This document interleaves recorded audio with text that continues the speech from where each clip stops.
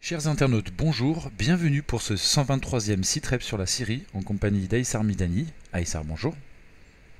Bonjour Raphaël, bonjour chers internautes, bonjour à tout le monde, tous ceux qui nous suivent, tous ceux qui nous suivent. Merci pour votre fidélité et merci toujours pour vos commentaires, vos encouragements. Sans transition, on va passer donc à l'actualité. On va parler d'abord de la Palestine puisque il y a eu une attaque israélienne sur le camp de Jénine et il y a eu notamment une journaliste qui est morte, qui a été tuée par balle. Donc Shiren Abu Akleh. Évidemment, l'armée israélienne dit que c'est pas elle, mais tout laisse à croire que c'est elle.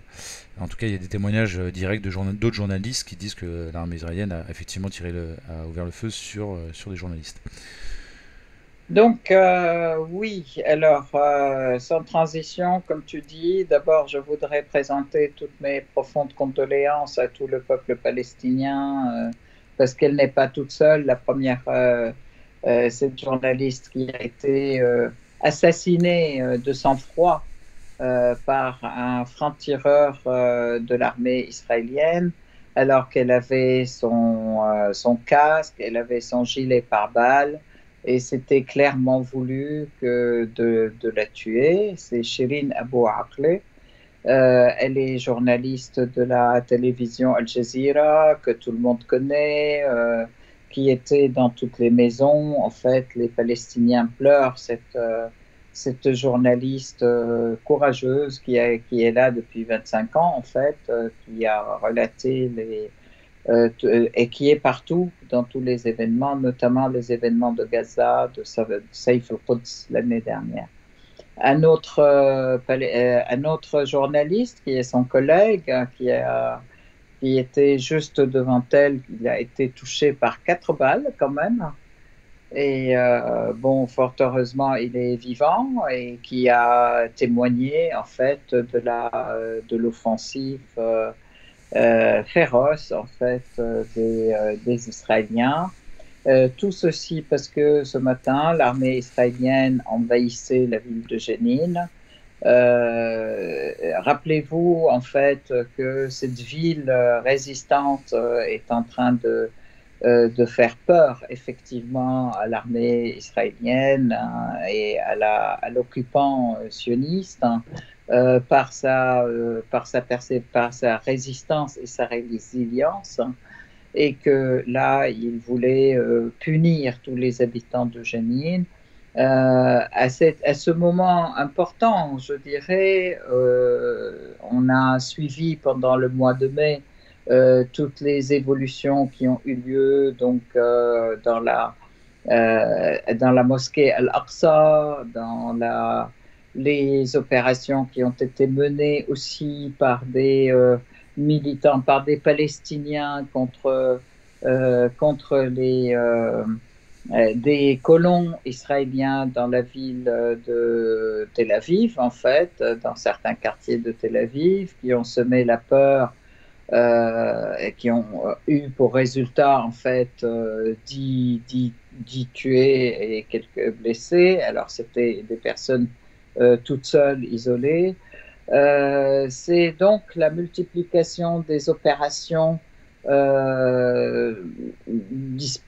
dispersées, on peut dire, des Palestiniens contre l'occupant israélien, qui commence non seulement à semer la peur, mais qui commence à provoquer, d'après les commentaires des journalistes, de certains journalistes et de certains commentateurs, voire même de philosophes israéliens, qui disent nous avons vraiment failli dans notre occupation, on n'arrive pas à mater ce peuple qui ne ressemble pas aux autres peuples, nous avons affaire à un peuple palestinien qui est différent des autres peuples, et maintenant nous ne pouvons que déclarer la faillite de notre État et puis de reprendre nos passeports et revenir dans nos pays d'origine.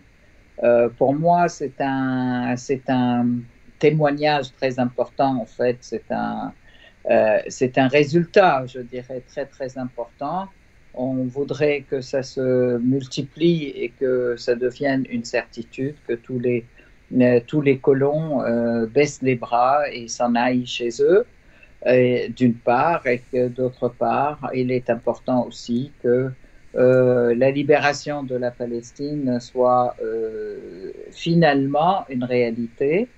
Je voudrais rappeler à cette occasion que nous sommes en 1922, ça fait 100 ans en fait que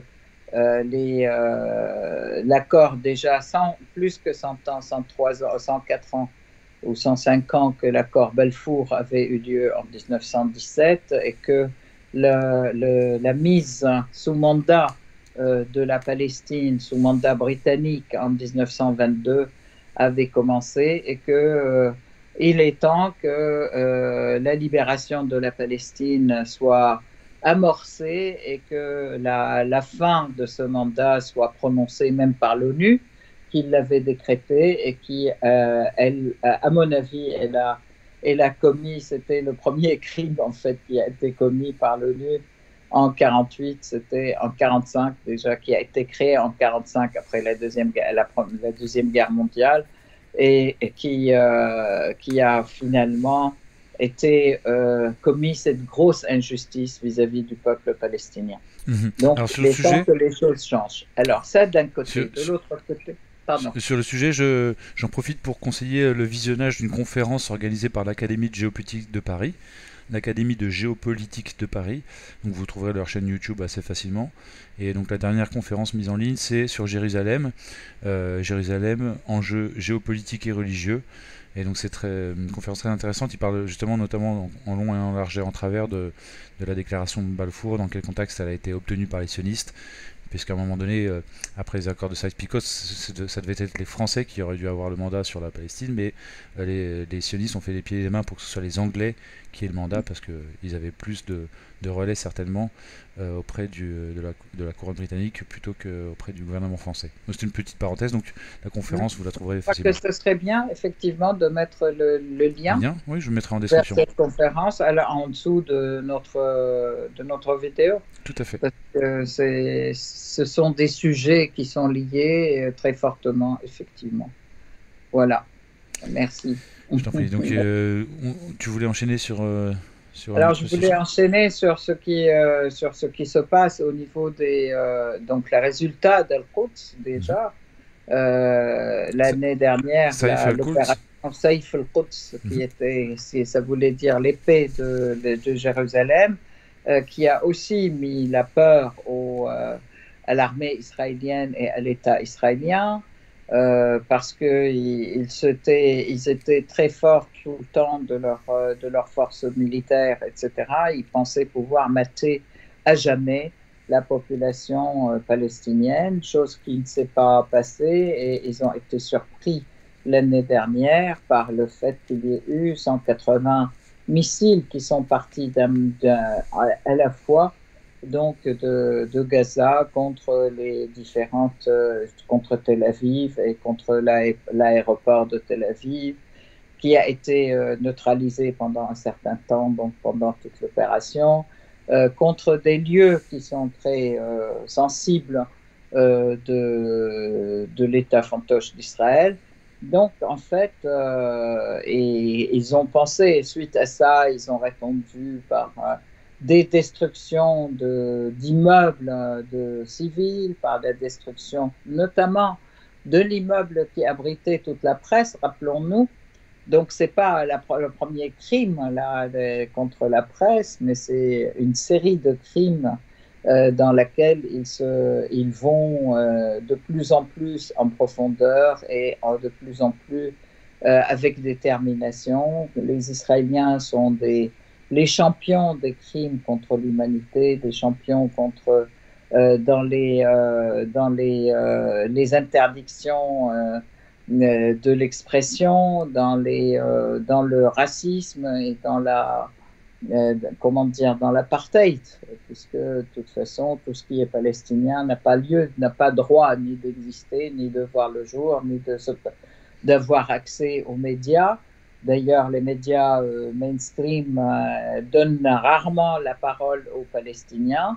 Et on voit que, en fait, ça soulève beaucoup de sympathie au niveau des peuples, hein, ce qui fait que le mouvement de soutien et de solidarité avec la Palestine prend de l'ampleur dans le monde entier, ce qui est une très bonne chose et ce qui fait peur de plus en plus à Israël, qui devient de moins en moins un État, je dirais, un État qui a une conduite, une certaine conduite, disons, où ça devient un État sauvage d'apartheid et de discrimination.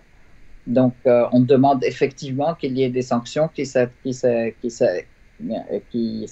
à cet État, au même d'apartheid, exactement de la même manière que ça s'était appliqué contre l'État d'Afrique du Sud avant sa libération. Avant d'enchaîner sur le prochain sujet, je voulais juste rajouter que la police israélienne, la police, mais surtout l'armée israélienne, ça fait de longue date qu'elle cible des journalistes. Je vais rappeler ce qui s'est passé il y a un an, mais on pourrait rappeler de nombreux épisodes. Je dirais qu'elle a malheureusement influencé l'armée américaine qui, en Irak et en Afghanistan, a aussi, il me semble-t-il, ciblé des journalistes et des bâtiments de journalistes. En Irak, notamment à Bagdad, je me rappelle un bâtiment de la presse qui avait été visé par un tank américain. Donc on va pas dire qu'il ne ciblait jamais les journalistes par le passé, mais c'était un journaliste en particulier. Là maintenant c'est carrément systématiquement la presse en général qu'on empêche de travailler. Et on a vu depuis Sarkozy et même depuis les attentats de Charlie Hebdo et du Bataclan en France, des conseillers israéliens venir former une partie de la police française. Et on note aujourd'hui que dans les manifestations, effectivement, les journalistes sont aussi pris pour cible. Alors, certes, ils ne sont pas tués d'une balle dans la tête, mais ils sont empêchés de faire leur travail. Et ça participe d'une stratégie qui est pensée, à mon avis. En fait, qui américaine, ou israélienne, puisque je ne sais pas de qui entre Israël et les États-Unis les premiers ont commencé. Sachant qu'on dit souvent la première base américaine au Moyen-Orient, c'était Israël. Oui, on pourrait dire que Israël est le 52e État américain, mais on pourrait aussi dire que les États-Unis sont une grosse province israélienne. Des fois, on ne sait pas trop bien qui manipule qui. Bon, bref. Pour en revenir au sujet de notre site web, je voulais qu'on passe un petit moment à parler un moment important, de parler des prochaines élections au Liban.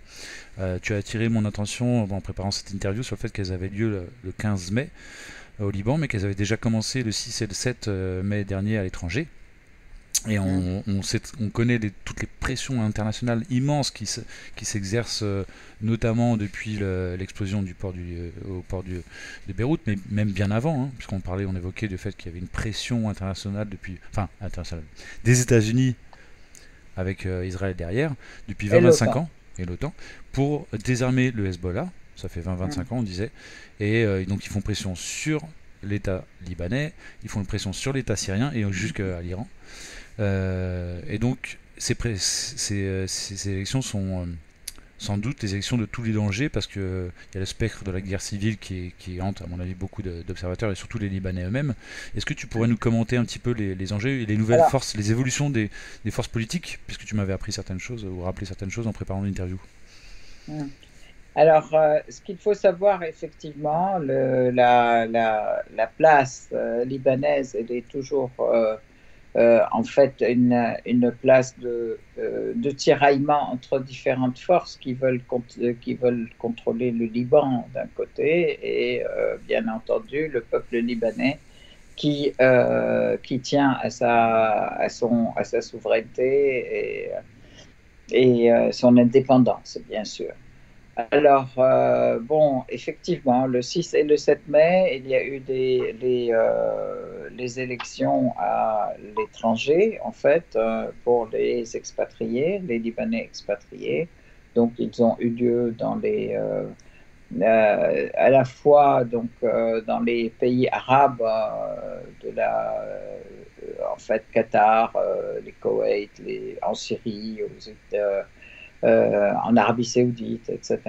Et puis, ça, c'était le 6, le 7 dans les pays européens. La participation était très importante. Excuse-moi, pratiquement. européens, donc la France, mais aussi peut-être le Sénégal. Je crois qu'il y a une forte communauté libanaise au Ah Sénégal, oui, africaine. aux Arabe et États-Unis africain, c'était, et puis européen et après. États-Unis, Voilà. j'imagine, parce qu'il doit y avoir une Oui, oui, communauté. tout à fait. États-Unis et Canada, hein, Parce que c'est bien le sûr. Liban, si tu peux préciser, je connais pas les chiffres, mais ils ont presque autant de Libanais expatriés À en l'expatrié, diaspora. expatrié qu'à l'intérieur, ou peut-être plus, bah, je ne sais pas, mais de toute façon, ce sont des élections qui sont très importantes. Ce qu'il faut voir, c'est que depuis enfin, le pays est vraiment dans une grande crise depuis pas seulement depuis l'explosion du port, mais même avant. L'explosion du port est intervenue en 2019, le 1er août, oui, le 1er août ou le 4 août, je crois. Mais depuis avant, il y avait déjà une très grosse crise politique.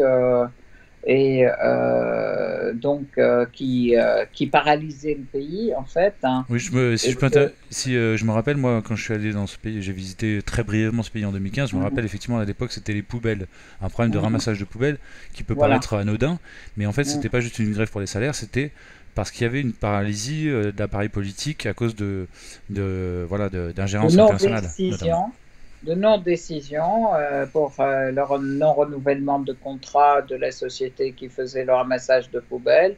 Et en fait, parce que personne ne voulait prendre cette décision, le contrat n'était plus valable et il fallait renouveler.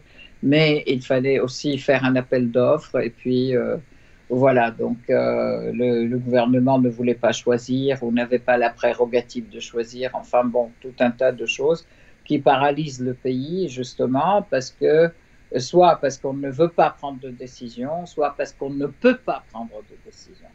Et la crise qui dure depuis la chute, depuis l'explosion du port de Beyrouth, c'est aussi parce que personne n'a la prérogative de prendre la décision, parce qu'il y a bien eu des contrats, des propositions de construire le port de la part des Iraniens, de la part de la Chine, de la part de la Russie, même de la reconstitution comment dire, des forces vives du pays, c'est-à-dire l'énergie, les centrales de production d'électricité, que même la construction de chemins de fer qui traversent le pays de nord au sud, qui a été Jusqu'à Damas. proposé qui a été proposé par la Chine.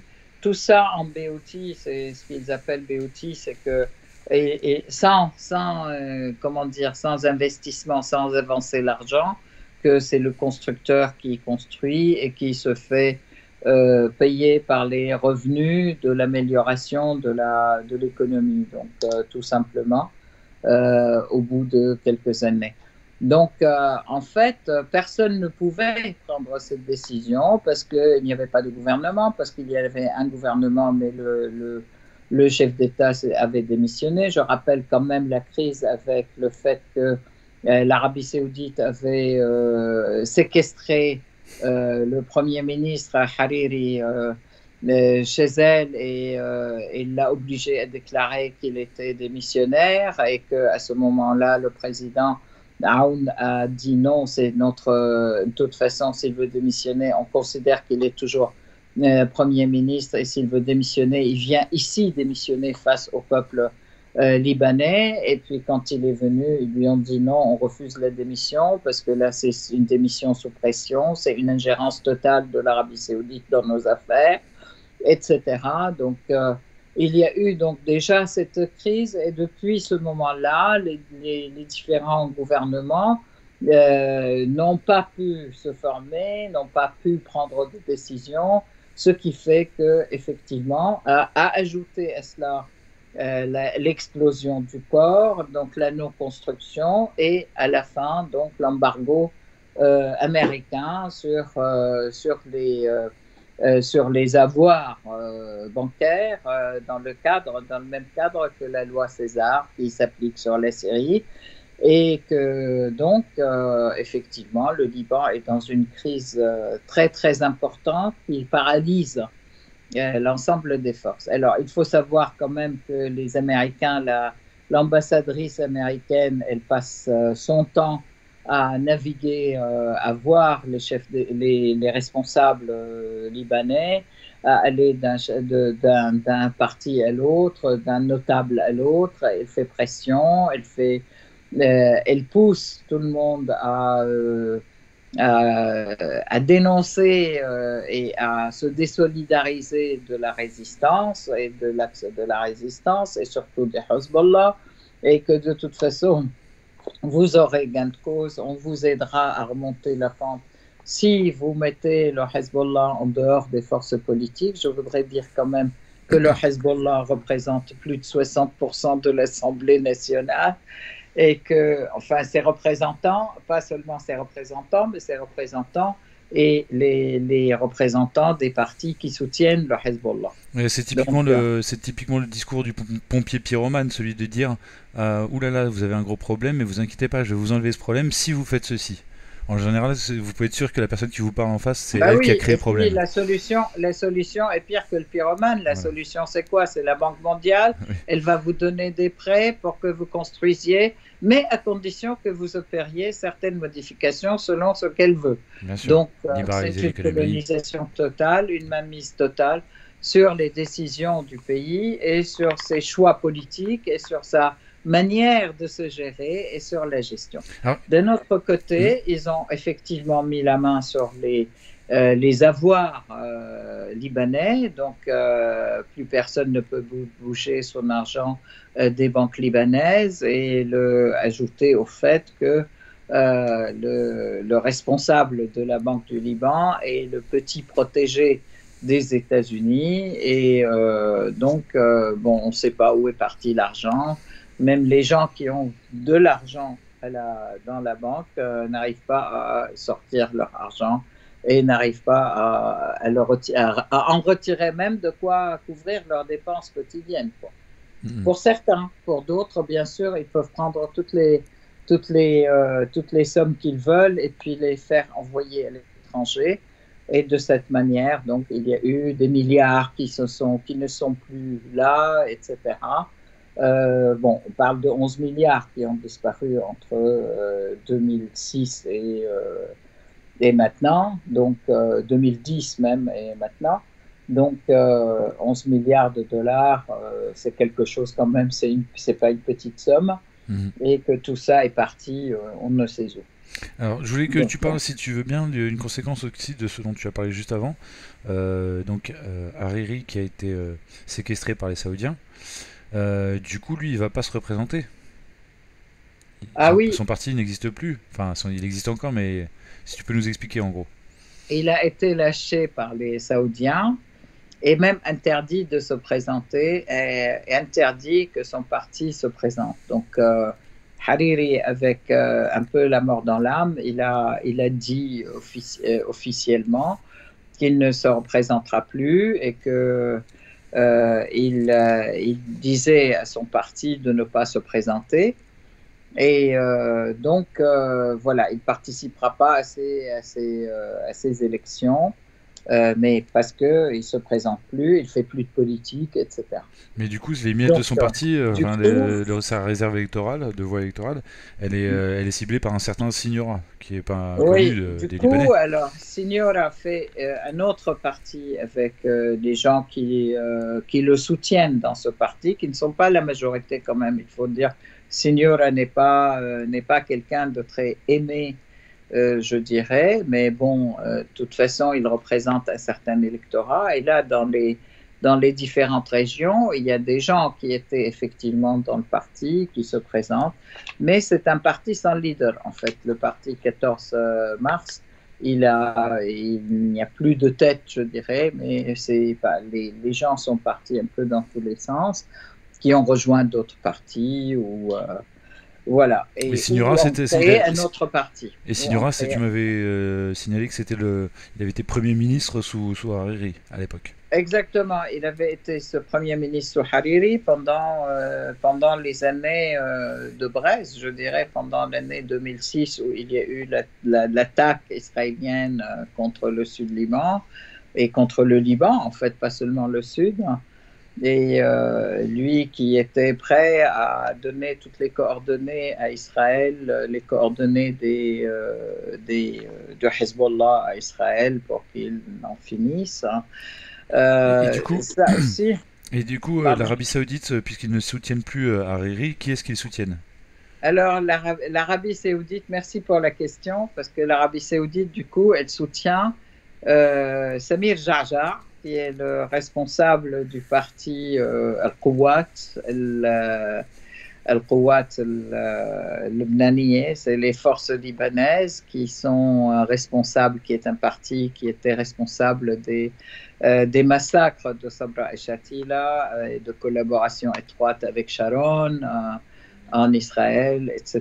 Donc, c'est le parti aussi. Lui-même, Samir Jarjar, était responsable de l'assassinat d'un grand leader Karamé de Tripoli, en fait, un grand leader sunnite de Tripoli, Rachid Karamé, et que franchement, c'est un parti, c'est lui qui a aussi provoqué les dernières, comment dire, les dernières attaque en fait dans la banlieue libanaise qui a failli dégénérer En explosion?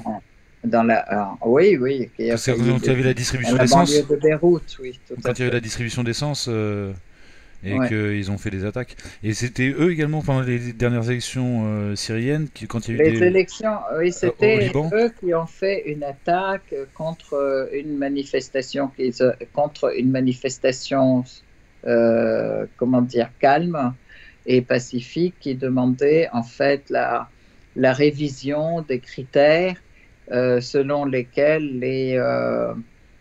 comment dire,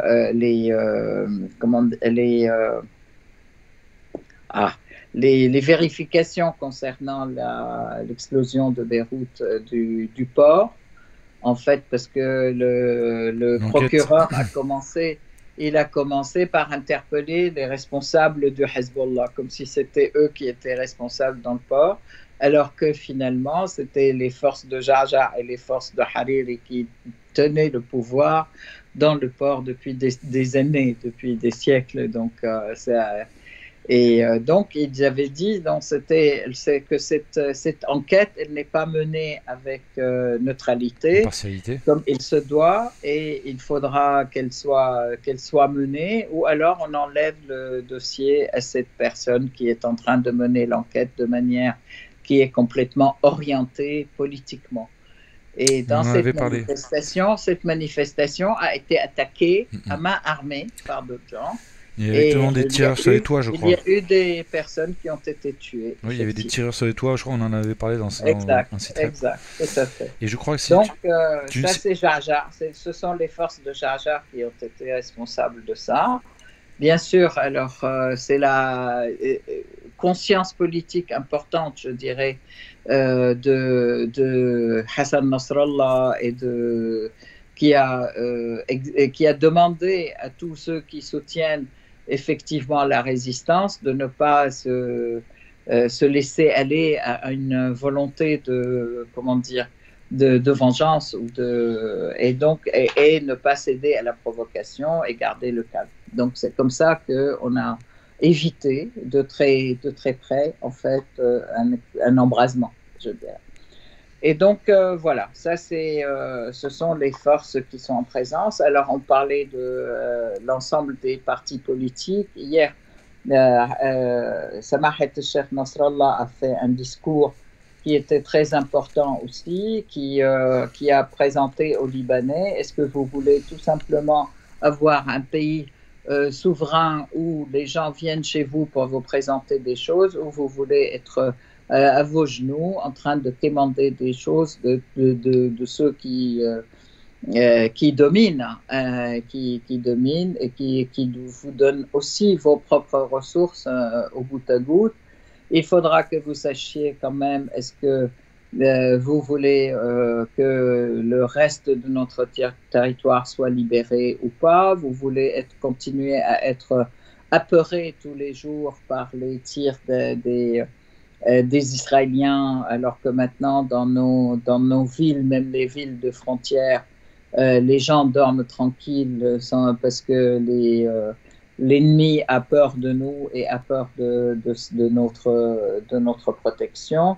Est-ce que vous voulez être toujours exposé au bon vouloir de l'occupant et de quel qu'il soit? Est-ce que vous voulez que vos richesses, les richesses de notre pays, en gaz, en pétrole, etc., soient encore une fois, soient volées par l'ennemi, ou vous voulez que cet ennemi respecte une ligne que nous lui mettons, une ligne rouge, et à laquelle il doit se conformer, et que nous, on puisse exploiter nos richesses tranquillement, etc.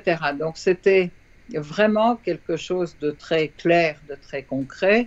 En gros, vous voulez être souverain et respectable, ou vous voulez être des esclaves et traîner dans la... Donc, et là, avec ça, vous allez voir ce que vous voulez. Il a appelé donc tous les gens qui soutiennent la résistance à voter massivement. Suite à quoi, il y a eu aussi le parti Amal, qui est proche de Hezbollah aussi, qui a dit, qui a aussi fait, qui est lui-même Nabil El-Barri, il est, il est responsable du Parlement, c'est lui le chef du Parlement actuel, et il l'a toujours été d'ailleurs depuis un certain temps aussi, qu'il faut voter, que la résistance libanaise, c'est aussi la force du Liban, c'est aussi éviter que le Liban ne disparaisse, etc. Voilà. Et qu'il puisse exister la tête haute et qu'on puisse exploiter nos richesses, c'est pareil. Donc, voilà. Et donc, par ce fait aussi, Hassan Nasrallah, par son discours, Hassan Nasrallah a tendu la main aussi à toutes les forces de la résistance à travers la région en disant il est important qu'on fasse un front régional de résistance, car on est entouré par l'ennemi, et il essaye toujours de faire un étau, de serrer l'étau contre nous. Donc là, il invite effectivement à ce qu'il y ait pas une coordination, une complémentarité de la résistance dans tous les coins de la région, dans toute la région, dans tous les pays de la région et dans tous les pays de l'axe de la résistance. Ceci se fait l'écho aussi de ce qui a été affirmé par le président Assad lors de sa visite en Iran, en fait, au cours de laquelle il a rencontré effectivement Al-Murshid Khamenei, Ayatollah Khamenei, et le président Rouhani, mais aussi le général Qa'ani, qui est le résistant, le chef de la garde révolutionnaire d'Al-Quds, au cours de laquelle, en fait, au cours de cette visite, ont été affirmés les rapports d'amitié stratégique entre le peuple syrien et iranien, qui ont fait qu'il y a eu des victoires, et cette alliance stratégique, elle date depuis le jour de la révolution islamique, donc depuis maintenant 70 ans, 40 ans, je crois. Non, depuis 70, donc 50 ans. Ouais.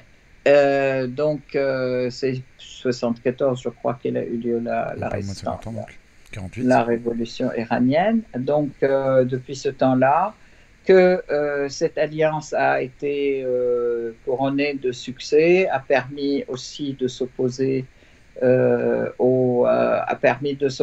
effectivement à toutes les forces terroristes, aussi bien en Syrie, en Irak, et a permis aussi de soutenir la résistance palestinienne, et aujourd'hui la résistance yéménite. Par contre, effectivement, le Khamenei a euh, vraiment fait l'éloge du président Assad dans sa résistance, dans sa ténacité et dans sa volonté de rester la tête haute, et puis que la Syrie reste la tête haute et comment dire, fière et souveraine d'ailleurs, et que sans le président Assad, ça n'aurait pas été fait. C'est lui l'artisan de cette résistance et de cette résilience par sa volonté. D'un autre côté, c'est la Syrie et l'Iran sont toutes les deux d'accord pour refuser la domination des Américains sur la région. En fait, il est important aussi de soutenir le peuple palestinien pour libérer la totalité de ses terres. Ça, c'est très important. Les deux l'ont affirmé. Cette visite, c'est la signature d'un acte nouveau ou d'un chapitre nouveau dans les relations stratégiques. Et puis que le monde, surtout dans ce monde qui est en train de changer et qui est en train de se transformer, donc dans le monde nouveau, la Syrie aura un rôle stratégique important aussi. Et en fait, il dit aussi, en fait, ça c'est ce que le Khamenei avait dit, que les victoires syriennes ont été très importantes, mais incomplètes. Donc, on va pouvoir les compléter, ou vous allez pouvoir les compléter, disant ça au président Assad. Le retour des terroristes qui a été effectué par les Américains va être défait, et qu'aujourd'hui, la boussole de tous, c'est Al-Quds, en fait, et lever haut le drapeau de la résistance, et qu'aujourd'hui, le théâtre général de toutes les opérations, ce sera en fait, dans ce cadre du théâtre mondial des opérations, la Russie, l'Ukraine, etc. Bon, la Syrie reste, en fait, la Syrie et l'Iran sont les grandes forces régionales et agissent aussi sur le mondial, sur les forces mondiales. Donc tout ceci est très important quand on voit que il y a eu effectivement il y a eu une signature donc de nouveaux traités, de nouveaux contrats, où ils disent maintenant on va dans la phase de la reconstruction, de la construction de la Syrie. Voilà. Donc, et que l'axe de la résistance va être de plus en plus fort et et que l'occupant israélien sioniste se sent de plus en plus en difficulté. La Syrie et l'Iran sont deux pays de principe. On est deux pays qui avons des principes éthiques, et nous avons des politiques qui reposent sur le respect des peuples et sur le respect de notre solidarité. Donc, on doit s'opposer ensemble comment dire, pas tergiversation, mais aux gesticulations de l'ennemi israélien. Et puis surtout, ne pas permettre aux Américains de garder pied dans notre région. Ce sont les points les plus importants, je dirais, qui ont été évoqués. Et pour nous, moi je pense qu'ils sont vraiment très importants et très stratégiques, et qui scellent effectivement maintenant une nouvelle ère où l'ensemble des fronts de la résistance sont, on peut dire, sous direction unifiée, ou plus ou moins, mais en tout cas une grande complémentarité et une grande coordination, ce qui fait qu'il y a effectivement un saut qualitatif important. Voilà. Je propose qu'on parle maintenant de la Syrie. Il nous reste Ah oui, malheureusement que 20 alors, minutes et on a une vingtaine de points à voir, donc on ne pourra pas voir oui, les 20 points. Sinon, oui, ça ferait oui, 1 minute par point et on va pas les tenir, je le sais. très bien. Donc, on va parler de la Syrie. Je te propose de commenter quelques infos les unes après les autres. D'abord, une attaque israélienne dans la banlieue de Konetra. Alors, si tu peux nous situer déjà Konetra et nous dire exactement ce qui s'est passé. Alors, C'est effectivement, ce là, matin. ce matin à l'aube, il y a eu une attaque au missile israélienne contre la ville de Hadar, au sud de Konetra, bon, au missile, et qui a fait des dégâts matériels. Heureusement, il n'y a pas eu de dégâts en vie.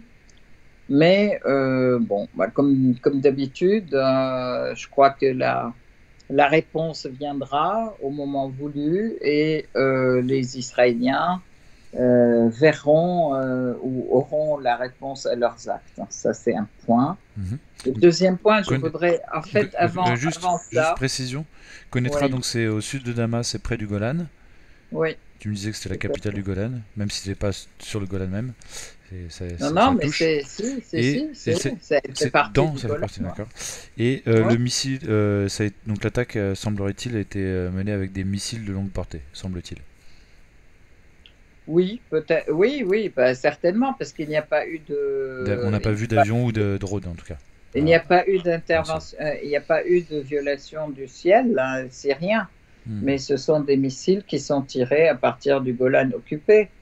Donc, comme c'est souvent le cas à partir du Golan occupé, donc là, c'est un point important, mais on sait quand même que les Israéliens font ça régulièrement.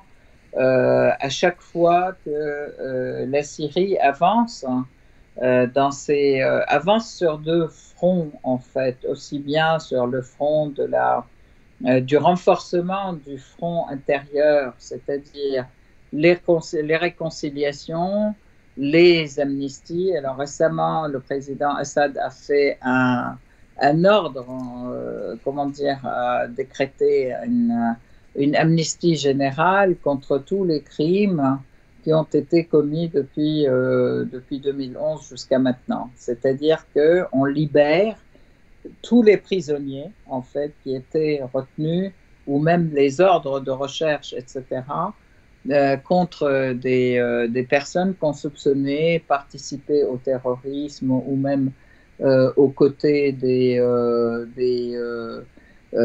terroristes, etc., et qui leur permet donc de retourner à l'État et retourner dans le giron de l'État. Mais en fait, ils sont libérés donc au fur et à mesure par des prisons et puis par le ministère de la Justice. Ça, c'est un point qui est nouveau, très important et qui fait que de plus en plus, en même temps, il y a eu une réouverture des centres de régularisation et de réconciliation dans le sud, donc à Dera, mais aussi à nouveau à Deir Zor, à nouveau à Alep aussi, donc à l'ouest d'Alep. Donc tout ceci, il y a aussi une très grande affluence, je dirais, des Syriens qui reviennent et qui se mettent à la disposition de l'État syrien. Pour la plupart d'entre eux, ils avaient fui le service militaire, là ils reprennent leur service, etc., ou ils avaient fui le service de travail, l'administration, donc ils reprennent. Mais donc tout ceci est très très important. Il y a plus de 150 000 personnes qui sont revenues et ça continue. Je dirais l'affluence est très très importante. Donc ça c'est un point. Le deuxième point qui est important, c'est que aussi la Syrie a reconstruit en fait, autant que possible. Il y a beaucoup des choses, en fait, l'État soutient beaucoup le travail des paysans pour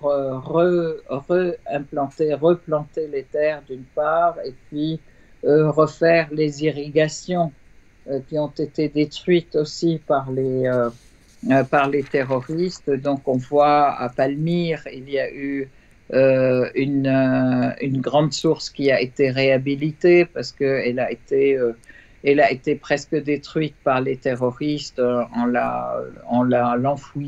l'enfouissant sous des blocs de ciment. Donc elle a été bien déblayée, etc. Donc cette source reprend vie et l'oasis de Palmyre revit progressivement. Il y a des usines aussi dans la banlieue d'Alep, en fait, qui étaient aussi arrêtées. Maintenant, elles reprennent le travail. Toutes les semaines, il y a un nombre plus grandissant, et ainsi que des stations de production électrique, en fait, avec des moyens nouveaux, donc avec l'énergie solaire, avec l'énergie du vent, etc., de fabrication locale. Hein. Donc, on continue à le faire. Donc, ça, c'est aussi un point très, très important. Comment dire, après que les terroristes aient détruit vraiment des milliers d'arbres, d'oliviers et tout ça. Maintenant, tout le monde revient pour planter ses terres, et tout ça, c'est encouragé par l'État et conseillé par le ministère de l'Agriculture, en fait. Donc, ça, ce sont des points forts, importants, auxquels, effectivement, les Israéliens essayent de casser les choses. Je voudrais dire, en fait, tout ceci a été aussi, il y a eu une célébration le 6 mai, qui est la journée des martyrs en Syrie, le 6 mai, qui a été, où en fait les martyrs ont été, c'était les révolutionnaires de la révolution syrienne, en fait, syrienne, libanaise, qui était en 1920 sous la domination avant 1920, 1917, qui était sous la domination turque, hein, et qui ont été pendus donc, dans les places, à la place à Shuhada, la place à Beyrouth, en même temps à Beyrouth et à Damas. Donc les grands militants, je dirais, de l'époque, qui ont été donc pendus. Et depuis ce temps-là, donc comment dire, nous célébrons ces journées comme étant des journées de lutte, des journées où on célèbre nos brillants martyrs, qui sont les phares de nos martyrs d'aujourd'hui. Donc depuis ce temps-là, c'était l'occasion aussi de rappeler toutes les luttes du peuple syrien et toutes les luttes des différentes élites syriennes, etc., pour l'indépendance, pour la sauvegarde de la souveraineté et de la fierté du pays et de son indépendance, surtout sur tous les plans. Donc, à cette époque-là, déjà, c'était la Syrie et le Liban étaient le même pays sous domination ottomane. On rappelle aussi qu'aujourd'hui, les crimes ottomans continuent, et les Ottomans, les Turcs continuent à avoir, enfin, notamment Recep Tayyip Erdogan, qui continue à vouloir, à nourrir ce rêve de redominer la Syrie et le Liban. Parce qu'aujourd'hui, il transforme aussi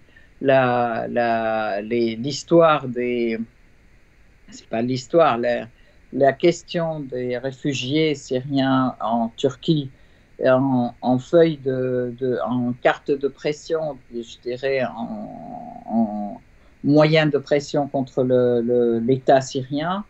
Il les empêche de revenir d'un côté. De l'autre côté, là, il y a eu une volonté. Il a fait toute une histoire, encore une fois, un truc complètement électoral de distribution de 250 maisonnettes qu'ils ont construites dans les régions qu'ils dominent en Syrie. Ils ont distribué les clés de ces gens-là à des soi-disant réfugiés syriens chez eux pour qu'ils reviennent. Et ça, donc c'est une odieuse manœuvre de transformation démographique en fait des régions qu'ils dominent. Alors ils veulent mettre les gens qu'ils veulent, mais d'un autre côté ils poussent d'autres à partir et ils les empêchent, ils les poussent carrément à laisser leur maison, à quitter, et ils les poussent à l'exil. C'est odieux et ça porte un nom, Aïssar, c'est du nettoyage ethnique tout simplement. Ouais. Voilà, bon donc oui, mais c'est un changement démographique avec des idées qu'il a, une arrière-pensée qu'il a en tête. Bien sûr. C'est mettre des gens d'une certaine ethnie, je dirais, à la place d'autres, etc. Et donc, ou même amener carrément les terroristes qui viennent de tous les pays, les faire implanter là, et puis faire quitter. Exiler la population de la Syrie. Excuse-moi de te couper, mais il ne reste plus que même pas 10 minutes. Alors je vais accélérer un petit peu la cadence de la fin de l'entretien. Ouais, je voudrais juste. Sinon, on ne parlera pas tous les sujets, c'est pas grave.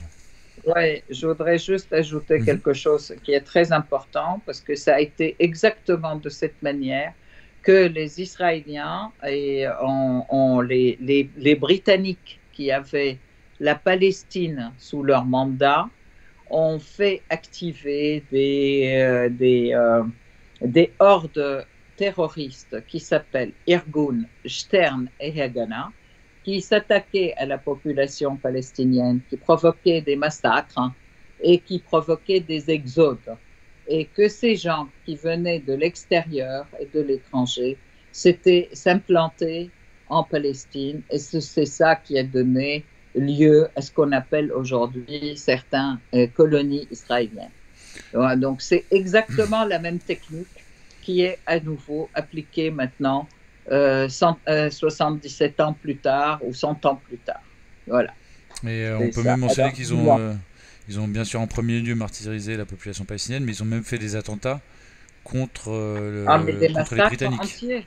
Ils ont même fait des attentats contre les Britanniques, c'est-à-dire que même ceux qui étaient censés être leurs alliés ont subi des attentats de, je sais plus si c'était les trois, mais au moins un des trois. Certains Britanniques qui n'étaient pas d'accord avec leur plan. Voilà.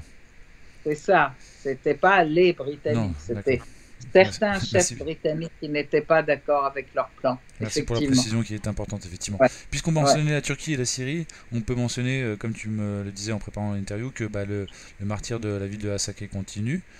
On a parlé d'énormément de choses et malheureusement on va pas pouvoir tout évoquer, mais je vais faire une passe et puis tu vas choisir les sujets ou tu m'arrêtes à un moment si tu veux en parler d'un en particulier.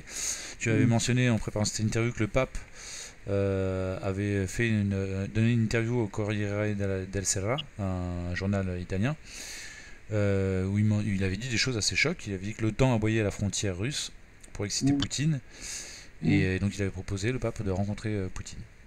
Oui, tout à fait. Je mentionne également, c'est un petit peu dans le désordre, je m'en excuse, qu'il y a un désaccord important entre l'Iran et la Turquie à propos de l'eau, puisque l'Anatolie est un petit peu le château d'eau de plusieurs pays, donc de la Turquie, mais aussi de l'Iran, de la Syrie, et de l'Irak, quand même, moi je crois, par tous les fleuves qui prennent leur source.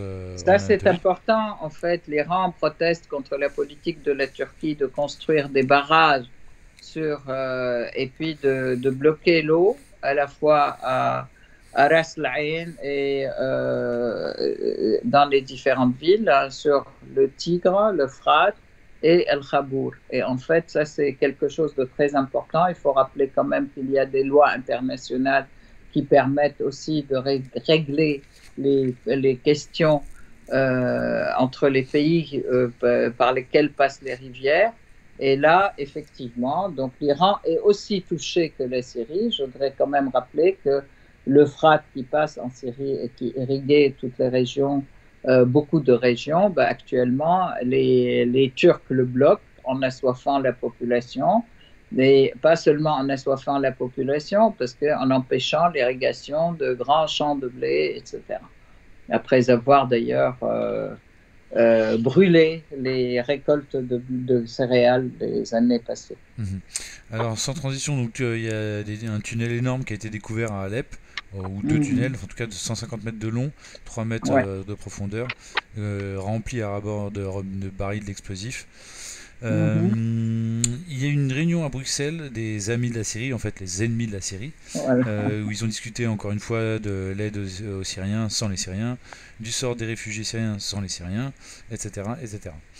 Ça, on peut Euh, en parler, tu Ça, me c'était permets aujourd'hui. juste 2 minutes. Ouais. En fait, Une c'est tous les minute. pays qui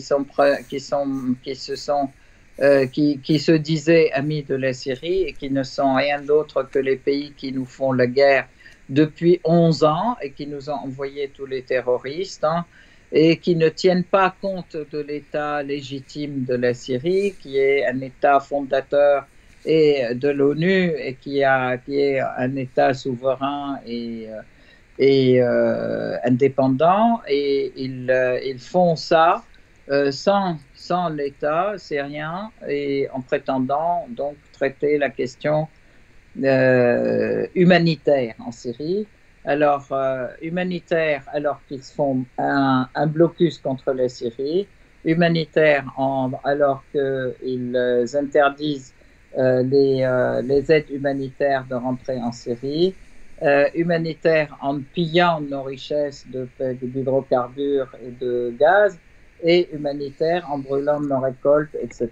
Alors, et effectivement, ce sont les ennemis qui prétendent, encore une fois, avec le masque, ils ont quand même la tradition des masques, avec les masques qui se disent humanitaires et droits de l'homme.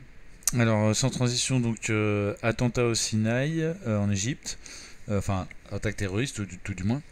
Euh, Attaque israélienne contre l'armée égyptienne et qui a eu effectivement un alors vraiment, officier. je vais te demander là, je vais citer un certain nombre de faits, de pas forcément commenter justement pour qu'on parle un tout petit peu à la fin de la Russie et de l'Ukraine. Oui, mais Donc je on a... corrige quand même. Oui, bien sûr. Merci de me rectifier, de me corriger. Par contre, C'est important. c'est vrai. Sinon, c'est pas Et la peine de le dire si c'est c'est incompréhensible. vrai. Tu vois? Tout à fait. Mm, Merci. mm, Visite de Lavrov à Oman. Visite de mm, Lavrov en Algérie, où là c'est mm. important, on en parlera juste après, par rapport au carburant, par rapport au pétrole. Donc ça, attentat au signal, on vient de le dire. Et Yémen, donc malgré le cessez-le-feu, bah, les combats continuent. Donc on se demande à quoi sert le cessez-le-feu, puisque l'aéroport reste fermé, ainsi que les ports. Donc Ouais. voilà. On va me parler maintenant brièvement. Ben, c'est le dernier point. On va pouvoir parler. Il nous reste 3 minutes, 2 minutes pour parler de la Russie et l'Ukraine. Donc je vais parler pareil d'une liste de points et tu vas en choisir quelques-uns. Donc Lavrov en Algérie, effectivement. La propagande médiatique qui prétend que la Russie est isolée. On le voit avec l'Europe qui est censée être unie, mais il y a la Hongrie et l'Allemagne qui sont assez réticents par rapport aux sanctions. L'Ukraine a coupé le gaz russe récemment. Donc le gaz, le pétrole, les prix flambent, mais le rouble a doublé. Donc la Russie avait doublé ses exportations depuis des mois. Donc qui souffre vraiment des sanctions semble-t-il les Européens en premier lieu. Voilà. Les Occidentaux continuent à livrer des armes, mais les Russes annoncent qu'elles seront détruites avant de pouvoir servir. De toute façon, il y a eu, excuse-moi, là, Oui, oui, je vas-y. vais faire en une phrase un peu le panorama. Effectivement, les forces de l'OTAN, elles veulent absolument prétendent prendre des mesures pour casser la Russie. En fait, la Russie, ça profite à la Russie puisque le rouble a augmenté face au dollar, puisque la Russie se fait payer en rouble maintenant. D'un autre côté, les matières premières, en fait, hein, le gaz et le pétrole ont augmenté rapidement de prix et donc et il y a eu une plus grande demande de quantité d'exportation en fait de la Russie. Donc, en fait, ça a plutôt donné de l'ampleur à la Russie, ça a profité à la Russie, mais l'Europe, et je continue à dire que les États-Unis combattent la Russie avec le sang des Européens et avec leur économie. Donc, de toute façon, le plus grand perdant au jour d'aujourd'hui, ce sont les pays européens et les peuples européens. Vont-ils se réveiller à temps pour prendre le bon côté des choses, le bon côté dans le conflit, et plutôt que de s'enliser à boycotter la Russie et à se tuer eux-mêmes. Voilà. Aïssa Armidani, merci beaucoup. Il est 1 heure pile.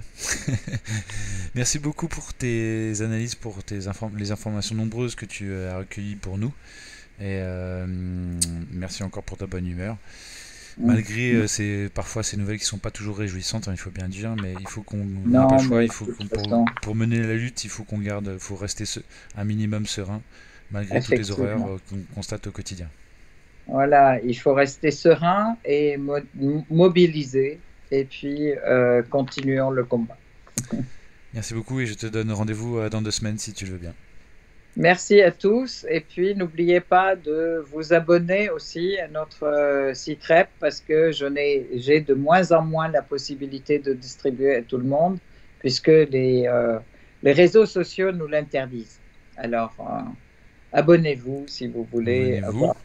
Et puis partagez aussi, n'hésitez pas à partager le lien à certains de vos proches que vous pensez pouvoir être intéressés par les sujets abordés. Merci beaucoup, voilà. À bientôt. Merci. Et merci à tous les internautes pour votre attention. À bientôt. Au revoir. Au revoir.